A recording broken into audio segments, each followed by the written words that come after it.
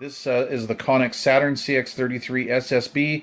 This will pertain to all of the Rangers that look like this, no matter what model you have, and the old school Galaxy Saturn base as well. I want to show you a receive modification to make your receive sound so much better, and you don't even have to fire up a soldering iron. Okay, so we're going to show you what the modification is. Generally, when you have a radio like this, whether it's the Connex, the Galaxy, or any of the Rangers, this style of chassis, they are very tinny sounding. And in fact, they kind of have this type of a sound. Okay, let's see if we can get that. Okay, that's the way this lid sounds. All right, now this goes back to one of the videos I did back about 13 years ago on dampening a President Madison speaker. This works for the President Madison speakers. It works for the Cobra 2000 GTL speakers and the Stoner speakers as well. And basically all of my external speakers are dampened now. And what I mean by dampened is we've taken a little bit of car audio technology and brought it to the CB world. And this is kind of fun. In the car, when we put in high-end stereo systems, we put in dampening material on the door panels, on the floors, and on the roofs for two reasons. Number one is we want to keep outdoor vehicle noise out of the car. We want the car quiet inside. And the second thing is the added benefit is that by doing that, we also keep sound in the car. So when you fully dampen a car, it's almost like adding more amplifiers to it. Well, we're kind of doing the same thing with the CB radio. This is why I say this is the greatest modification you can do without firing up a soldering iron. What happens is when we have these front firing speakers right here, sound comes out of the front, but also sound comes out of the back of the speaker. It radiates into the cabinet. When your cabinet's tinny, the whole thing has a tinny sound to it. Well, if you want to bring up the low frequency response and lower mid bass in people's voices, the way to do that is to make the cabinet dead. We want to dampen the cabinet. So now we want our cabinet, instead of sounding like that tinny lid, we want it to sound like this. Okay, and this is unscrewed, by the way. So when you tighten all the screws back up, it actually even gets bassier.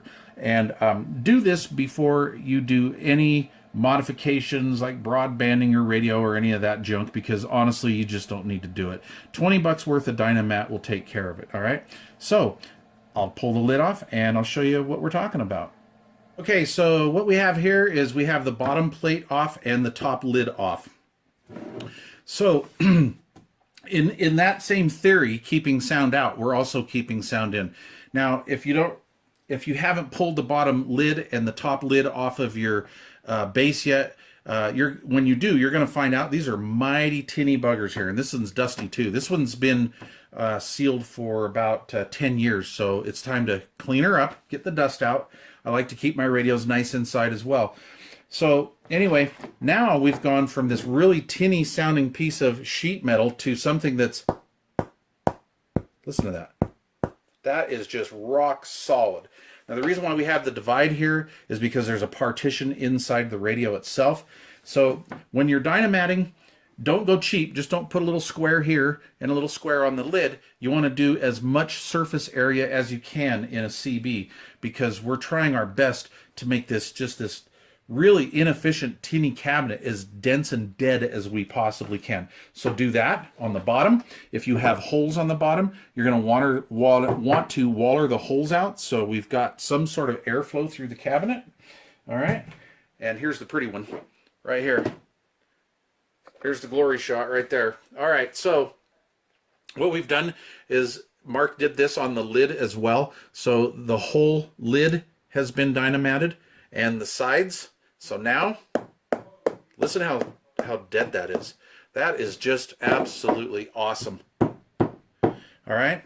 So, like I say, do this to your radio before you do any electrical mods or electronic mods to it. You're going to definitely thank me for it.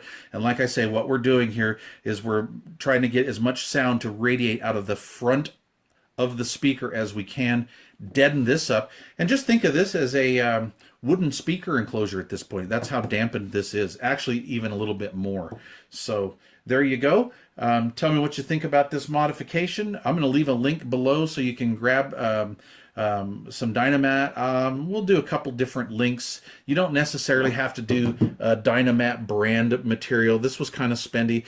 This might be a little outdated, but this is for like under hood because it has this foil backing on the back to keep heat like in an engine compartment. You don't necessarily need to do that with this.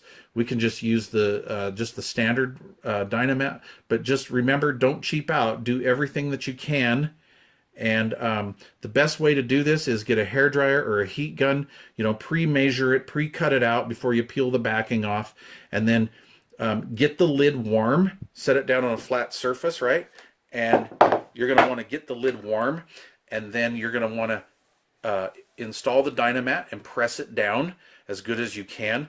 They even have rollers, like a Dynamat roller that you can use, and then get your heat gun or hairdryer out and heat this up again until it gets good and toasty. Roll it again, and this will stick forever. And then don't forget the side panels. Make your little cuts here as necessary. And yeah, boy, I'll tell you what, it's going to take like maybe half hour, 45 minutes to do this, and it is worth every nickel, definitely. All right, tell me what you guys think of this modification, if you have done it, or when you do it, bring me back some feedback. Let me know what you think, because I think you're going to be very impressed. It's going to be a whole new radio. All right, questions or comments down below, and thanks for watching.